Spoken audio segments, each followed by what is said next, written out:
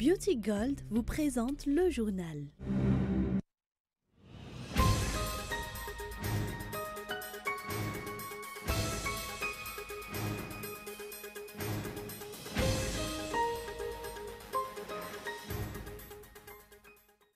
Le programme de redressement de Madagascar se concrétise peu à peu. C'est ce qui a été constaté au cours des semaines qui se sont suivies. Le président de la République et les membres du gouvernement ne cessent de démontrer leur volonté à faire les efforts nécessaires pour le développement du pays. En l'honneur du Nouvel An malgache aujourd'hui, la cérémonie organisée pour célébrer cet événement a été marquée par une affluence de bénédictions. Toutefois, des efforts sont encore nécessaires pour inciter les Malgaches à célébrer cet événement. Et au Yémen, la situation humanitaire est chaque jour catastrophique. Alors que des millions de personnes sont au bord de la famine, l'épidémie fait aussi sans cesse plus de victimes.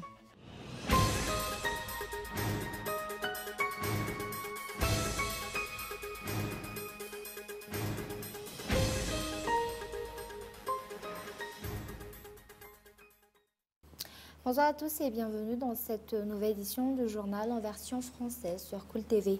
À la une, le programme de redressement de Madagascar se concrétise peu à peu. C'est ce qui a été constaté au cours des semaines qui se sont suivies. Le président de la République et les membres du gouvernement ne cessent de démontrer leur volonté à faire les efforts nécessaires pour le développement du pays. Les détails dans cet éditorial de Feizou Rafali.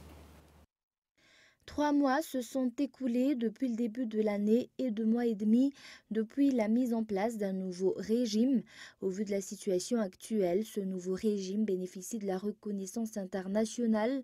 Pour preuve, pour la première fois, le chef d'État malgache a été convié cette semaine au Sénégal en tant qu'invité d'honneur à l'occasion de la fête nationale du Sénégal et de l'investiture du président de ce pays, Macky Sall. D'autre part, de nombreux partenaires ont démontré leur volonté de poursuivre la coopération engagée avec Madagascar en soutenant différents projets de la Grande Île. C'est le cas par exemple de la Banque mondiale, de la France par le biais de l'Agence française de développement et de son ambassadeur, de l'Union européenne et de bien d'autres. Il en est de même pour les différents partenaires et bailleurs de fonds qui appuient l'émergence de l'Afrique. Dans cette optique, le Maroc fait partie des pays qui ont renforcé leur collaboration avec Madagascar sur le plan politique, économique et social. De nombreux projets, sociaux pour la plupart, doivent démarrer cette année, sans oublier que Madagascar va aussi collaborer avec Dubaï sur le plan économique, comme l'a annoncé le chef d'État au cours du discours qu'il a tenu lors de son investiture. Outre cela, le développement économique dépend également en grande partie du carburant et de l'énergie. En matière d'énergie, l'État malgache a décidé de travailler avec une entreprise marocaine renommée, spécialisée dans l'énergie renouvelable. En ce qui concerne le carburant, l'État a pour objectif d'établir un prix abordable qui puisse maintenir les intérêts des distributeurs et de l'État, tout en étant profitable pour les consommateurs. Vu qu'aucun consensus n'a été trouvé après une réunion entre des représentants de l'État et les différents acteurs concernés, l'État a décidé de définir elle-même le prix du carburant, un grand pas en matière de politique de gestion. Ce nouveau prix s'appliquera au mois de juin. Et d'autres changements sont également en cours. À titre d'exemple, l'élaboration des rectifications apportées à la loi numéro 2016-029 portant code de la communication qui a été votée il y a 1 millier de jours à l'Assemblée nationale. Une loi considérée comme liberticide et qui a été à l'origine de nombreuses protestations dans toute la Grande Île. Le processus pour modifier ce texte est en cours d'après le ministère de la Communication et de la Culture. Le but étant de faire respecter la liberté d'expression qui est un droit fondamental de chaque citoyen. Et sur un tout autre sujet, dans la province de Tuamasin, des particuliers comptaient s'approprier un terrain appartenant à l'analogue dans le Foktan de Tsarakfaf. Le ministère de l'Aménagement du territoire, de l'habitat et des travaux publics a ainsi décidé d'organiser une descente sur place pour mener son enquête et des mesures vont être prises concernant toute appropriation illégale de terrain appartenant à l'État. Reportage de Mien Taran Genève. Le ministère de l'Aménagement du Territoire, de l'Habitat et des Travaux publics commence à effectuer une descente pour voir les terrains publics en province. À Touamas, à la suite de cette descente, il a été constaté que des particuliers comptaient s'approprier une partie du terrain inclus dans une propriété où sont bâtis des logements sociaux. À Tsarakfaf, un terrain appartenant à l'Agence nationale d'appui au logement et à l'habitat.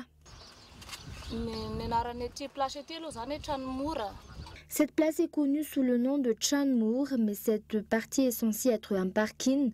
Ma sœur vendait là avant et comme des gens pensaient qu'il s'agissait de terrains sans propriétaire, ils ont commencé à faire des délimitations. Mais des membres de l'Hémorrec sont venus retirer les bâtons qui servaient de borne. Au final, il n'y a eu aucun problème à la suite de cela. Ma sœur, elle, ne comptait pas s'approprier ce terrain. Elle voulait uniquement pouvoir y vendre ses produits. Les visites du ministère vont se poursuivre. Des mesures seront prises par rapport aux ventes illicites de propriétés publiques dans tout Madagascar. D'autre part, aujourd'hui, les représentants du ministère de l'Aménagement du Territoire, de l'Habitat et des Travaux publics et ceux de l'Agence nationale d'appui au logement et à l'habitat ont également effectué cette descente afin de trouver un terrain pour les projets de construction dans le cadre de la réalisation des projets prévus dans l'IEM. Et comme nous l'avons annoncé dans les titres en l'honneur du Nouvel An malgache, aujourd'hui, la cérémonie organisée pour célébrer cet événement a été marquée par une affluence de bénédictions et toutefois des efforts sont encore nécessaires pour inciter les malgaches à célébrer cet événement. Reportage de Feizou Rafale.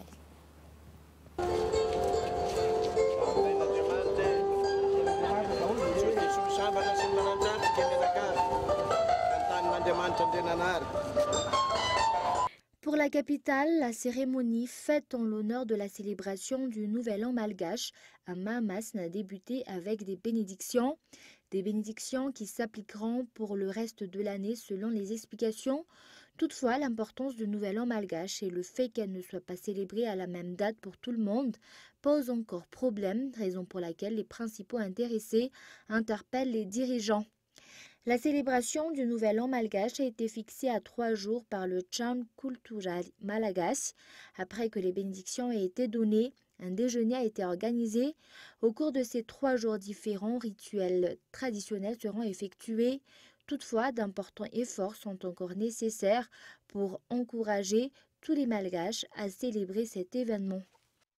Et l'actualité sociale, près de 600 personnes dans chaque auto-école attendent encore d'avoir leur permis de conduire. Depuis la suspension des émissions de permis biométriques, les protagonistes attendent l'organisation d'une rencontre portant sur la sortie des nouvelles pièces biométriques. Reportage. Dans une auto-école de la capitale, près de 30 personnes par semaine, soit 120 par mois, passent leur examen de conduite et doivent ainsi obtenir leur permis de conduire, ce qui fait près de 600 personnes au niveau de chaque auto-école depuis près de 5 mois, période durant laquelle la délivrance de permis de conduire a été suspendue. Alors que rien qu'à Antananarive, on compte plus de 50 auto-écoles. Donc à ce jour, plusieurs dizaines de milliers de personnes attendent encore d'obtenir leur permis de conduire. Outre cela, il faut également prendre en compte les personnes qui n'ont pas encore basculé dans le permis biométrique et qui vont encore devoir le faire. Selon les informations données par le ministère de l'Intérieur, de nouveaux permis biométriques seront mis en circulation dans 1 mois et demi.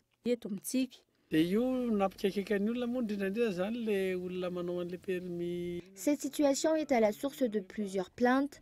Nous espérons que lors des réunions organisées pour mettre en place les prochains permis, les auto-écoles seront conviées, que tous les acteurs concernés puissent en discuter ensemble pour faciliter les choses.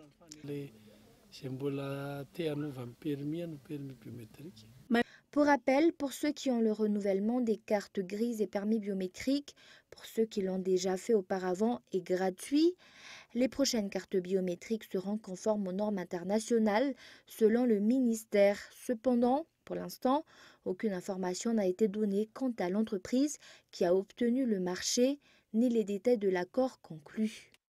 Et avant de passer aux actualités internationales, suite aux problèmes rencontrés entre les membres de l'Office malgache des droits d'auteur et les membres de l'Office malgache du cinéma concernant la loi numéro 2017-011 portant sur la politique nationale du cinéma et de l'image animée, les personnes concernées au niveau du domaine de la production audiovisuelle s'opposent à l'abrogation de cette loi et proposent à la place de simples modifications.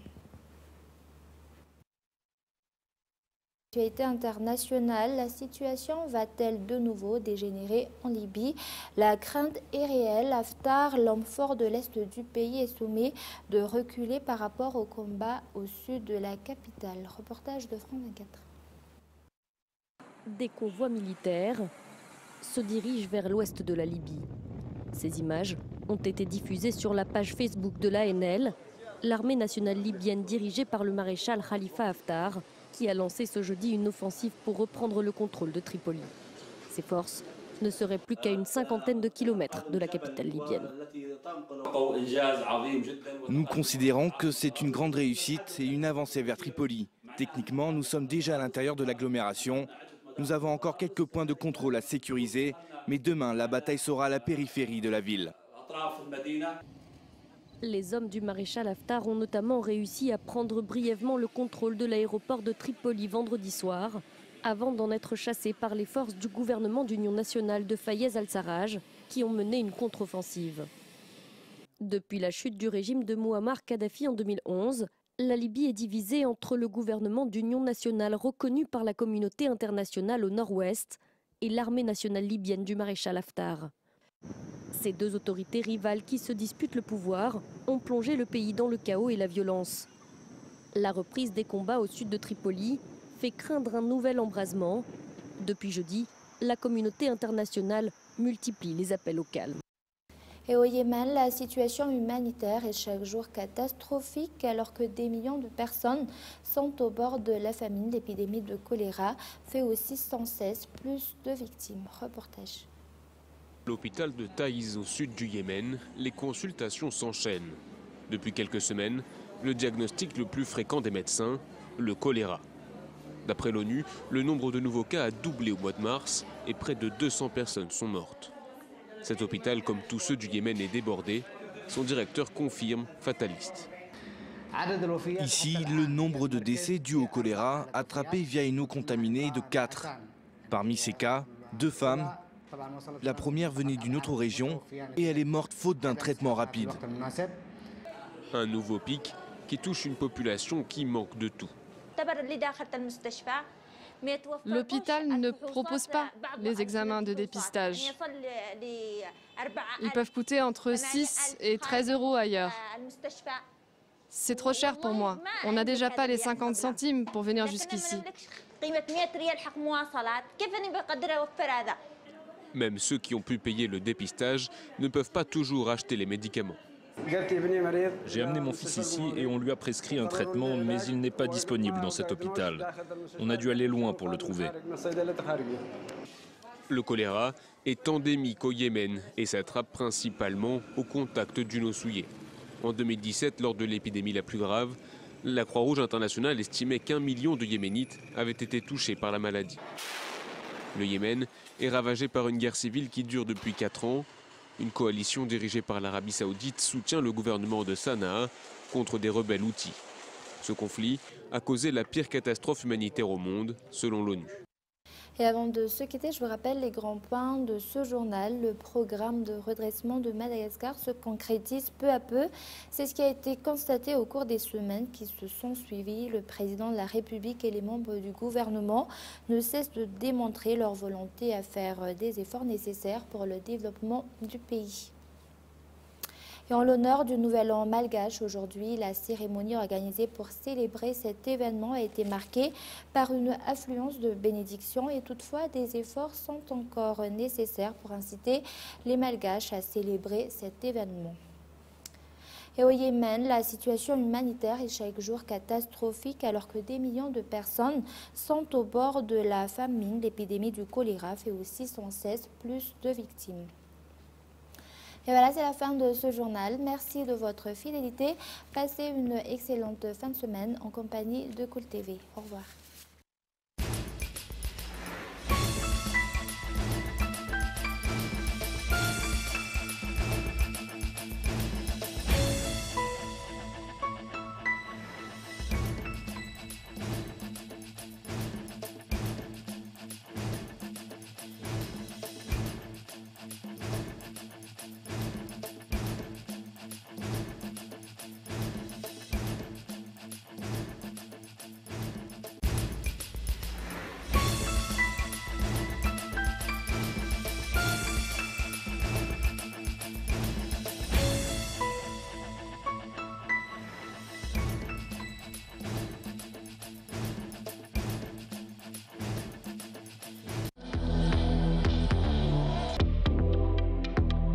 Le journal vous a été présenté par Beauty Gold.